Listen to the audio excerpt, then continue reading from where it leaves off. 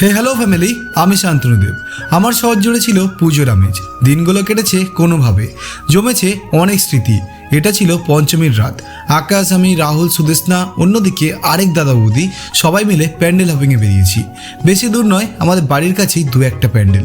শুরু করেছিলাম পাটুলি থেকে। ছোট একটা প্যান্ডেল দেখে যাবো এখন এখানকার মোস্ট ভাইরাল প্যান্ডেল কেন্দুয়া ঠাকুর দেখতে, যেখানে দুর্গা মানে কি শূন্যে ভাসছে, যেটা অলরেডি হয়তো সবাই দেখে ফেলেছেন। থিমের নাম ছিল নিগুড়। ছিল একটা বড় আর্টিফিশিয়াল চাঁদ, গোল্ডেন লাইটস আর চাঁদের মধ্যে সিঁড়ি, যেগুলো আমি কিছুই বুঝতে পারিনি। তবে আমার ভালো লেগেছে এই শূন্যে ভাসা মাকে।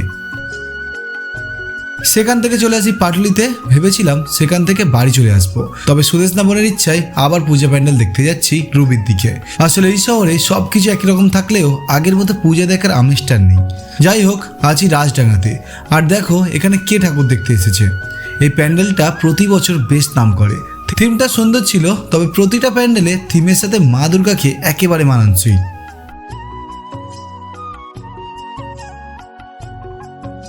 সেখান থেকে এবার খুব কাছে গিয়েছিলাম বালিগঞ্জের একডালিয়াতে। প্যান্ডেল ছোট হলেও একডালিয়া সবার পুজোর হিট লিস্টে। পঞ্চমীতেও দেখো মানুষের ভিড় কতটা।